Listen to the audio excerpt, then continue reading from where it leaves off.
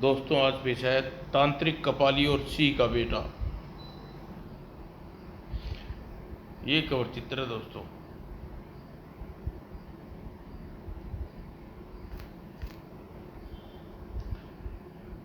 वह एक सुहानी शाम थी जिस समय फतेहपुर का राजा बिसान अपनी रानी देवा के साथ महल के उपवन में घूम रहे थे। तभी खुश सर्प के काटने से रानी देवा की तत्काल मृत्यु हो गई।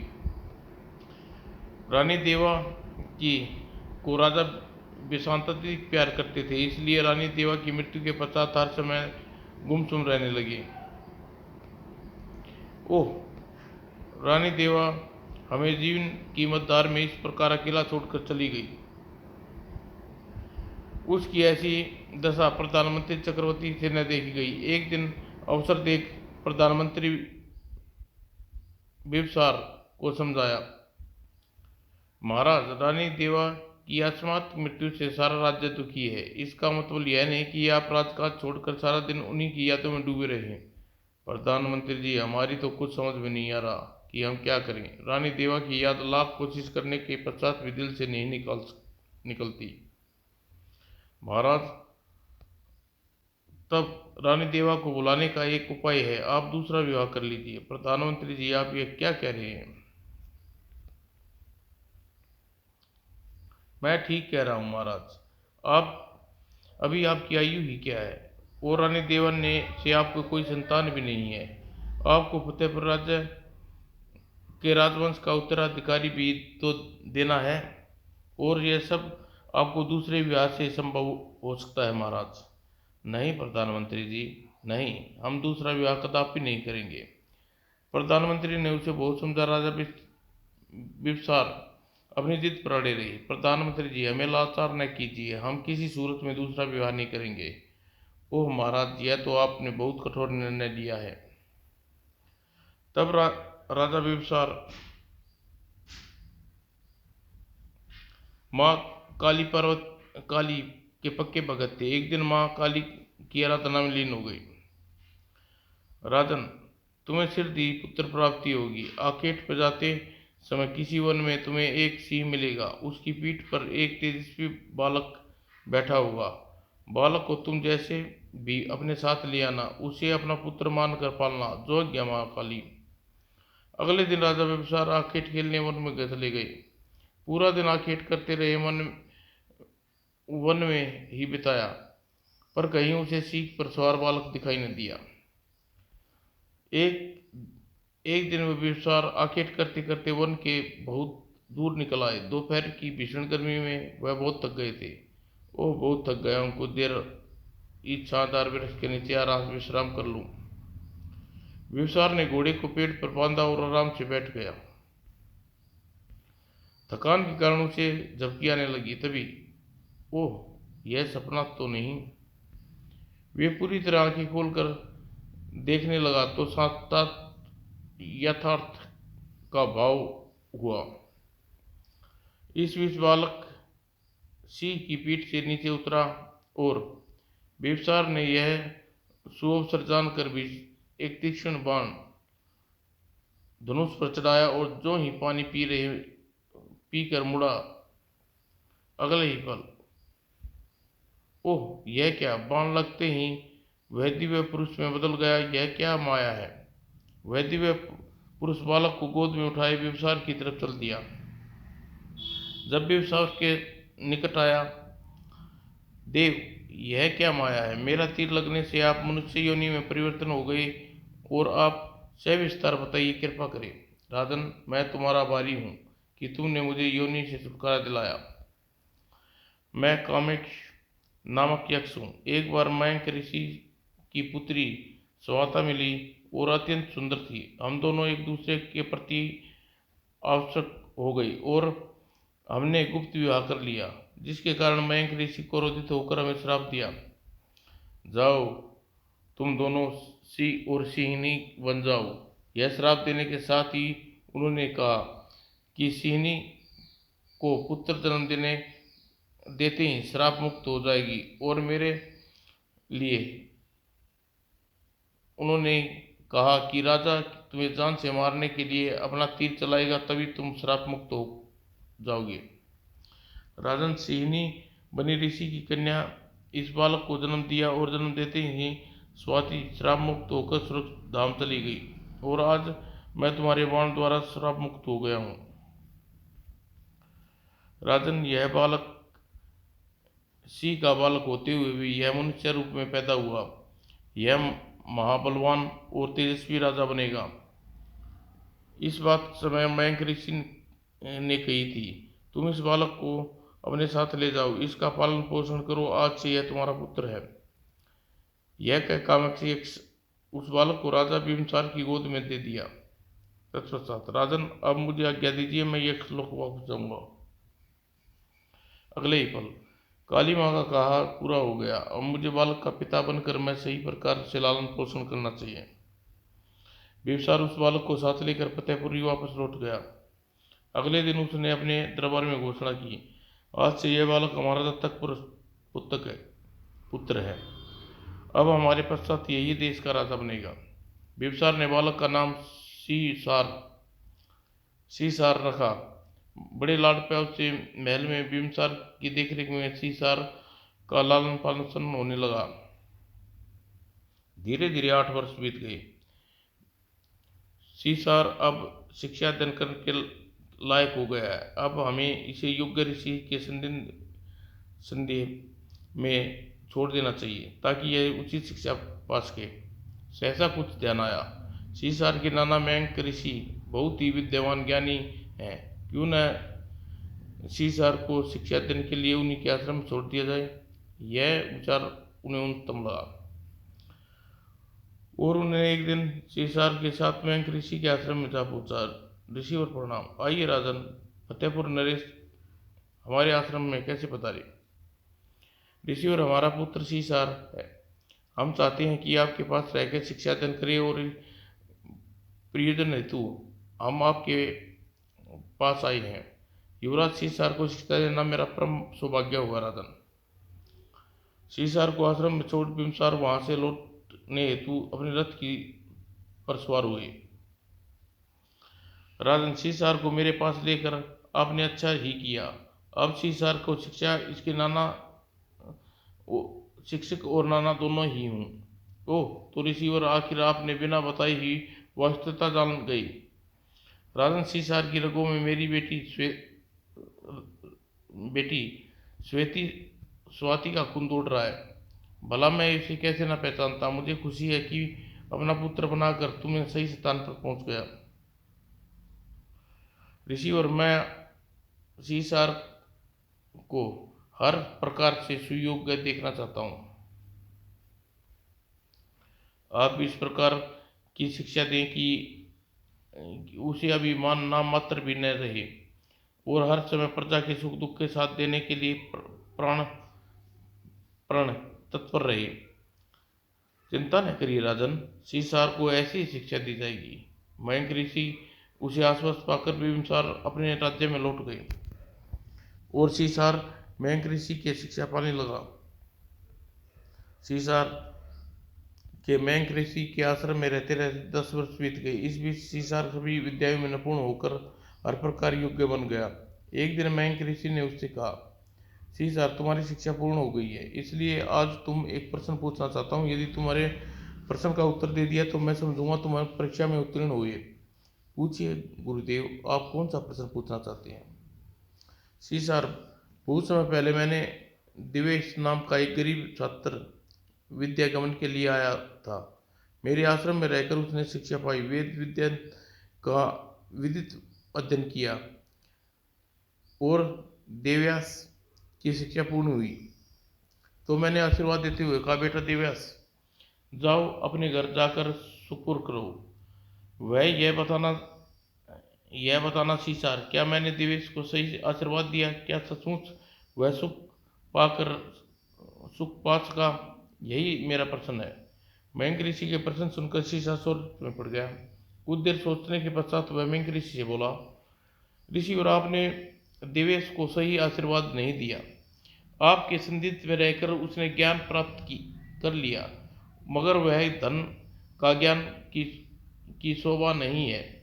भले ही देवेश अपने शिक्षा पाकर कर विद्वान बना दिया होगा, पर पेट भरने के लिए की चिंता उसे सतत ही रही होगी, और ऐसी अवस्था में वह न सुख मिलेगा न शांति। सीसार का उत्तर सुनकर मैं ऋषि सोच में पड़ गया। सीसार का मन भागों में से भटक रहा है, अभी यह सही राह पर नहीं आया है। यह धन संपत्ति की भांति में शांति खोज रहा है। इस समय यह सही रास्ता न दिखाया गया तो यह भटक जाएगा, इसे ज्ञान का प्रकाश धुंध के में बदल जाएगा। मैं इसे ऐसा नहीं होने दूंगा। उन्होंने यह सोच सीसार से कहा, सीसार, तुम परीक्षा में उत्तीर्ण नहीं हुए हो। अब मैं तुम्हें जो कहने जा रहा हूं तुम ध्यान से सुनो। शिव पुराण नगर में दन्नामल नाम का एक नगर सेठ है, उसके पास चले जाओ। वहां जाकर 6 माह तक रहना। उस अवधि में वही करना जो नगर सेठ दन्नामल कहे। तत्पश्चात तुम्हें पुनः मेरे पास लौटना है। जो आज्ञा गुरुदेव। मयंक ऋषि ने उसी समय एक पत्र सेठ दन्नामल के नाम लिखा और उसे सीसार को दे दिया। सीसार उसी समय शिवरामपुर की ओर चल पड़ा। उसके दिमाग में एक ही प्रश्न चक्कर काट रहा था, गुरुदेव ने मुझे परीक्षा में अनुत्तीर्ण क्यों कर दिया? मैंने उसके प्रश्न का उत्तर सही नहीं दिया था।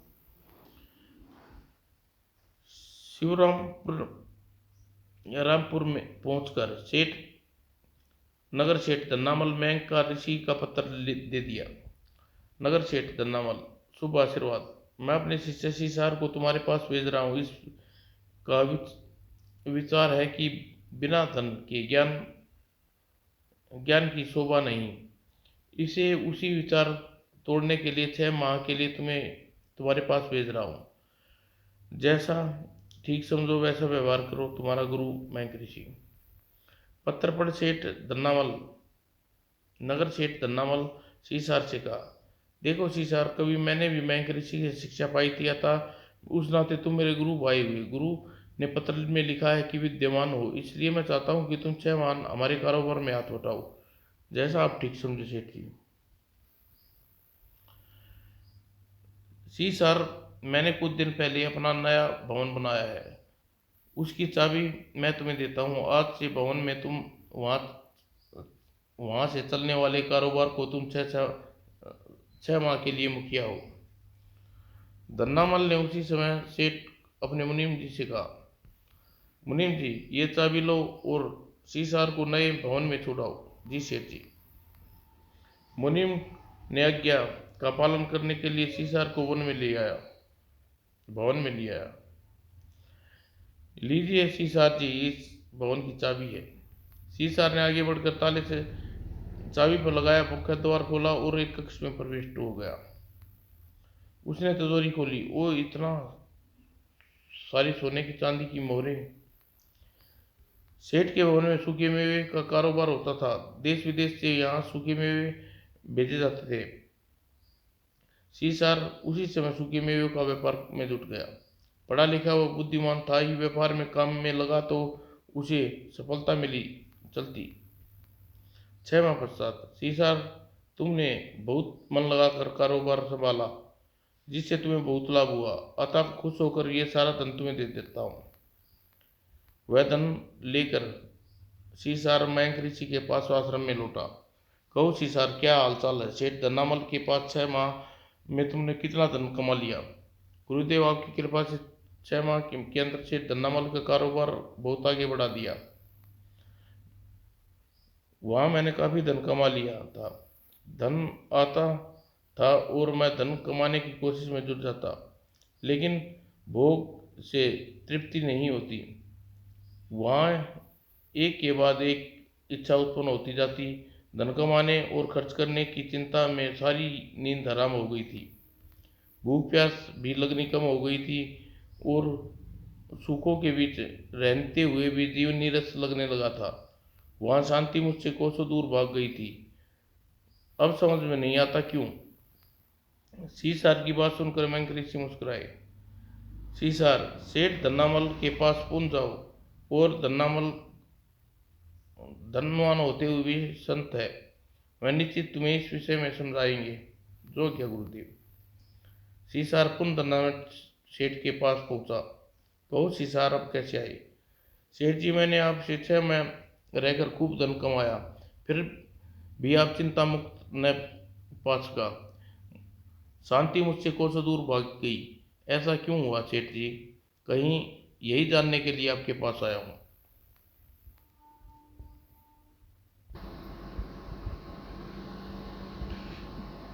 सीसार, मैंने तुम्हें जिस भवन को सौंपा था उसमें 3 कक्ष थे। क्या तुमने तीनों कक्ष खोल कर देखे? नहीं सेठ जी, मैं पहले ही कक्ष में आराम से रहने की कोई इतना कुछ था कि मुझे अन्य 2 कक्ष खोलने की कभी जरूरत ही नहीं पड़ी। ठीक है, चलकर आप दूसरा कक्ष खोल कर देखते हैं, शायद तुम्हारे काम की कोई चीज़ मिल जाए। नगर क्षेत्र धन्नामल सीसार के साथ लेकर नए भवन के दूसरे कक्ष में पहुंचा।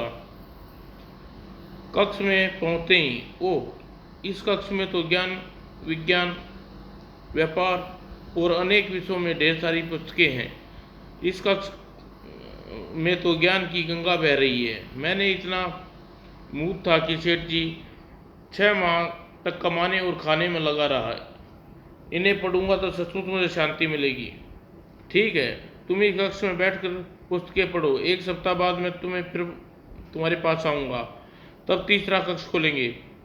एक बात और, इस 1 सप्ताह में तुम पुस्तक पढ़ने के अलावा इस कक्ष में रखे व्यापार बही खाते भी देख लेना। उनमें कुछ गलत हो तो सही कर देना। याद रखो, मेरा व्यापार अभी कुछ दिन और तुम्हें संभालना है। यह कह सेठ धन्नामल वहां से चले गए। अब सब काम धाम छोड़कर सीसार कमरे में ज्ञान जमकर बैठ गया और पुस्तक पढ़ने लगा। मगर 1-2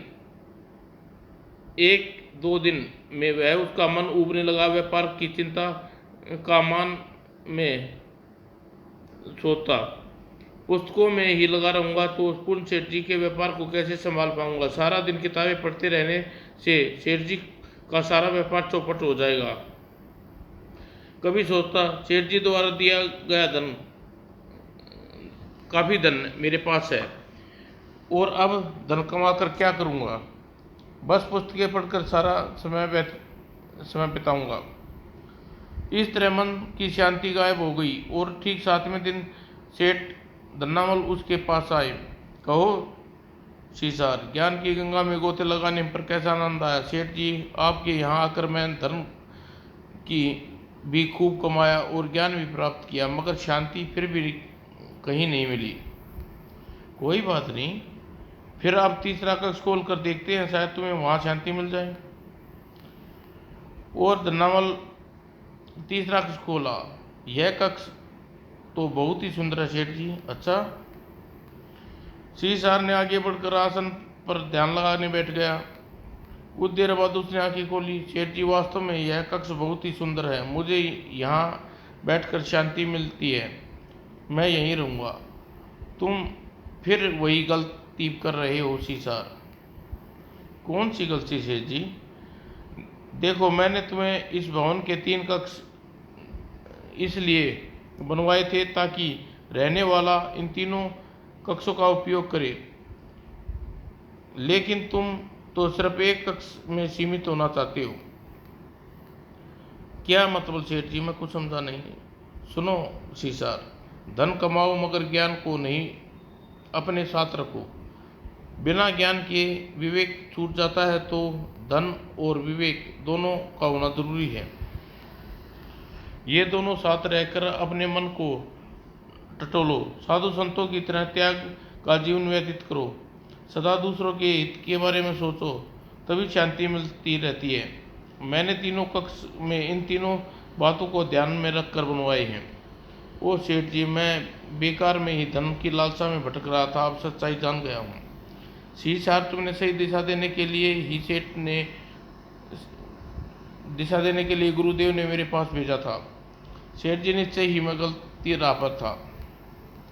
धन्नामल से विदा लेकर सेठ उसी समय मैं ऋषि के पास आया। सीसार, क्या तुम्हें शांति मिली गई? हाँ गुरुदेव, शेर धन्नामल ने मुझे सही मार्ग दिखा दिया। अब मैं आप कह सकता हूँ कि आपके शिष्य दिवेश ने आशीर्वाद दिया, वह ठीक ही दिया था। सीसार, आप तुम्हें जाकर पर मेरे प्रश्न का सही उत्तर दिया, इसलिए तुम मेरी परीक्षा में उत्तीर्ण हो गए। यह सुनकर सीसार ने श्रद्धापूर्वक मंकऋषि के चरण स्पर्श किए। तत्पश्चात, अब मुझे क्या आदेश गुरुदेव? सीसार, अब तुम अपनी शिक्षा पूर्ण कर चुके हो, इसलिए तुम्हें फतेहपुर राजा बिम्बसार के पास वापस जा सकते हो। मंकऋषि को प्रणाम कर सीसार उसी समय फतेहपुर की ओर चल पड़ा। पिताजी महाराज, बहुत दिनों पश्चात मिलना होगा, जाने उसका स्वास्थ्य कैसा होगा। जब फतेहपुर बिम्बसार राजा बिम्बसार के सामने पूछा, ओह सीसार मेरे बेटे, तुम्हें देखने के लिए मेरी आंखें तरस गई थी, मेरे सीने से लग जाओ। सीसार ने बिम्बसार के आदेश का पालन किया। अतः सीसार प्रतिदिन बिम्बसार के दरबार में बैठकर दरबार की प्रतिदिन कार्रवाई को देखने लगा। एक दिन जब बिम्बसार से आज्ञा लेकर सीसार आकेट खेलने के लिए वन में गया, आकेट खेलते समय जंगली जीव जंतु उसके पीछे भागते न जाने रास्ता भटक गया। ओह, रात गिराई है, अंधेरा हो गया है, ऐसे में वन में और आगे जाना खतरे से खाली नहीं होगा। सीसार रात बिताने के लिए सुरक्षा की दृष्टि से पेड़ पर चढ़कर बैठ गया। धीरे धीरे आधी रात बीत गई। अचानक ओह मणिधारी सांप, तभी वो आश्चर्य, मणिधारी सांप सुंदर युक्ति में परिवर्तित हो गया। सिर दी मणिधारी सर्प के स्थान पर एक सुंदर युक्ति खड़ी थी। वह युक्ति पेड़ के नीचे बैठ गई और जोर जोर से रोने लगी। लगता है यह जादुई कन्या बहुत दुखी है, शायद इसके किसी काम आ सकूं। मुझे इस पेड़ से नीचे उतरकर इसे रोने का कारण पूछना चाहिए। वह सोच पेड़ के नीचे उतरकर युक्ति के पास पहुंचा। देवी, आप कौन है? रात्रि को इस समय वन में विलाप क्यों कर रही है? तब रोती हुई युक्ति झटके से अपना सिर उठाया और सुबकते हुए कहा, मैं अपने दुर्भाग्य पर रो रही हूँ। कैसा दुर्भाग्य? कृपया मुझे विस्तार से अपने विषय में बताओ।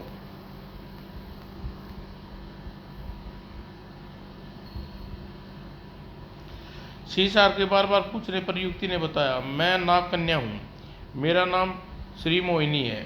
मेरे पिता नागनाथ नागलोक के राजा है। एक बार वह अपनी सखियों के साथ पृथ्वीलोक पर घूमने आई थी। यहाँ की मनोहर घाटा देखकर मेरा मन मोह लिया, अतः मेरा मन पृथ्वीलोक पर रहने को मचल उठा। मैंने अपनी सखियों से नागलोक वापस भेज दिया और स्वयं पृथ्वी पर घूम घाम कर यहाँ की सुंदर दृश्यावली देखने लगी। इस तरह मुझे पृथ्वी पर घूमते हुए 6 माह बीत गए। मैं वापस नागलोक गई। वहाँ मुझे पता चला कि मेरे पिताजी नागनाथ की मृत्यु हो चुकी है। फिर क्या हुआ? मेरे पिता के स्थान पर नाग सेना का सेनापति नागेश्वर नागलोक का राजा बन गया। उसने मुझे पृथ्वीलोक पर वापस जाने को कहा। क्यों? इसलिए कि मैं अपने पिता की इकलौती संतान हूँ, इसलिए नागलोक की राजगद्दी पर मेरा हकदार मैं ही हूँ।